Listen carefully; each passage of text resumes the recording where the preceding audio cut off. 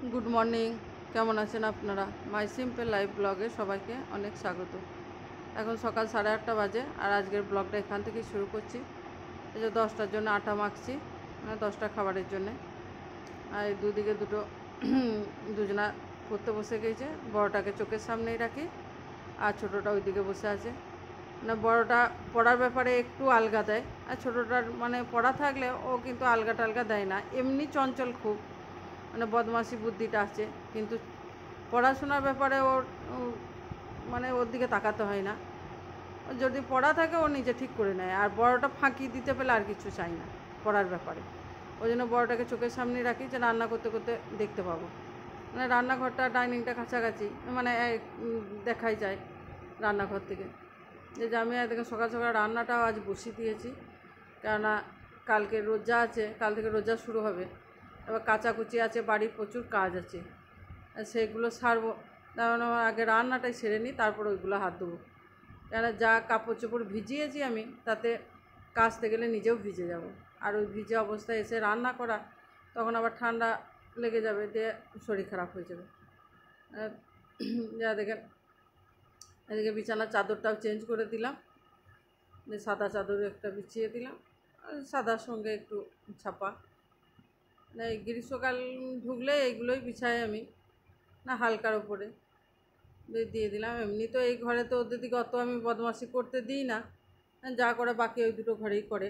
প্রত্যেক এত বদমাশি করে যে ওই ঘরে দুটো খাটে একবারে এত আওয়াজ হচ্ছে, বসলেই মানে লাফি লাফি খাটগুলোর অবস্থা খারাপ করে দিয়েছে।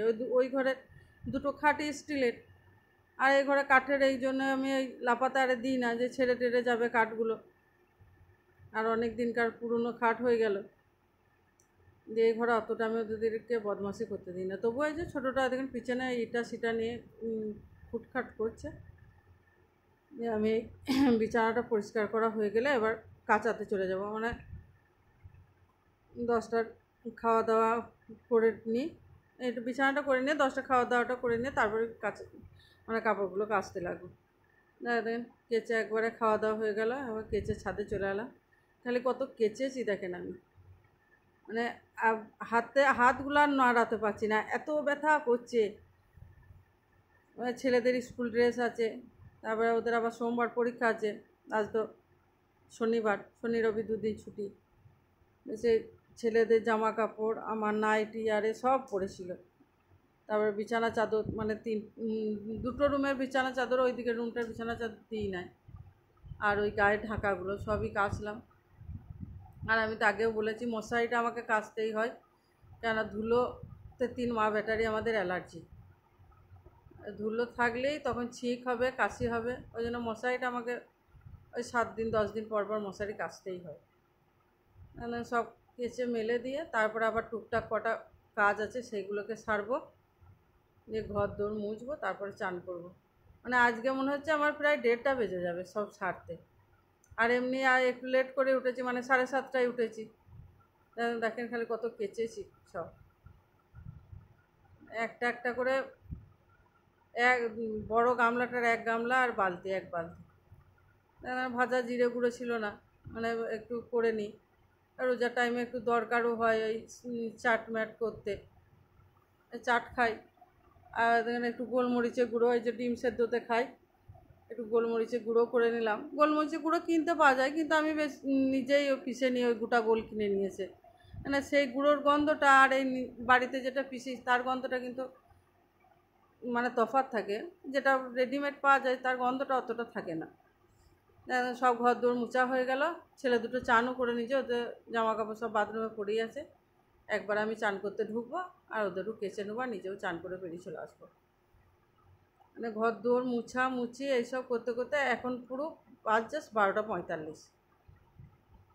এখনও দুধ টুধ সব পড়ে আছে, চান করে আসবো তারপরে ওই সবে হাত দেবো। দুধটা আমি ওই চান করার পরই দিয়ে দিই গ্যাসেতে। ছেলেরা থাকে আর না থাকে, ছেলেরা স্কুলে থাকলেও আমি চান করে নামাজ টামাজ পড়ে তখন দুধটা যেয়ে বসিয়ে দিয়ে আসি।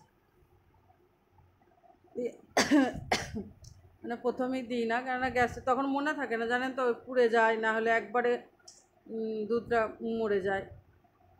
দিয়ে আর অত গাঢ় দুধ ছেলেদিকে দিও না, ওই জন্য এই চান টান করার পরে দুধটা বসিয়ে দিই। ঘর দোর মুছে নিয়ে এবার চানটা করে নেবো। মানে প্রায় সবই আমার হয়ে গেল কমপ্লিট। মানে সকাল থেকে আপনাদেরকে অল্প সময়ে দেখালাম, কিন্তু এটা করতেই আমার পুরো 1টা বেজে গেল।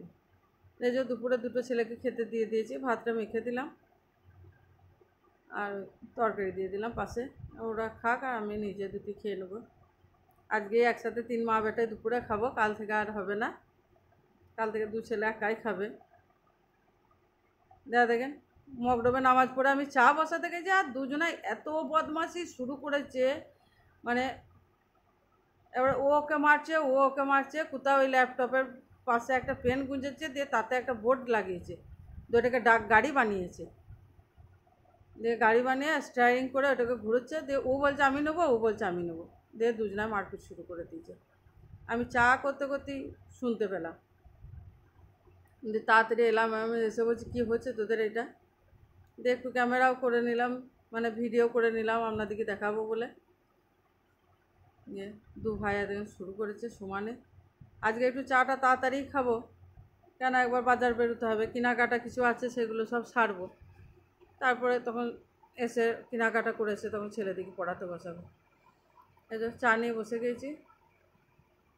মানে ওই সন্ধ্যাবেলায় দুধ খাওয়াটা ছেড়ে দিয়েছে, যে প্রতিদিন কি খাবো এই এক বিরক্তকর শুরু করেছে আমার সঙ্গে। আজকে ওই বাটা দিয়ে পাউরুটি সেঁকে দিলাম, আমি বললাম খা। দিয়ে আমাকে বড়টা বলছে মা তুমি খাবে না, আমি বললাম আমি খাবো না বাবা, কালকে খেয়েছি ডিম টোস্ট দিয়ে, আমার খুব শরীর খারাপ করছিল। আজকে আমরা ওই বাটার পাউরুটি খাই। ওরা আবার কাঁচা বাটার খাবে না, ওই বাটাটাকে তাওয়াতে দিয়ে গরম করে পাউরুটিগুলো সেঁকে দিতে হবে। দেখেন বাজার বেরিয়ে গেলাম, 2 ছেলে আগে আগে যাচ্ছে, কিছু কেনাকাটা করব। কেনাকাটা করতে একটু দেরিই হবে। এখানেই ব্লগটা শেষ করছি। সবাই ভালো থাকবেন, সুস্থ থাকবেন আর আমার চ্যানেলটাকে এগিয়ে নিয়ে যেতে সাহায্য করবেন। Good bye.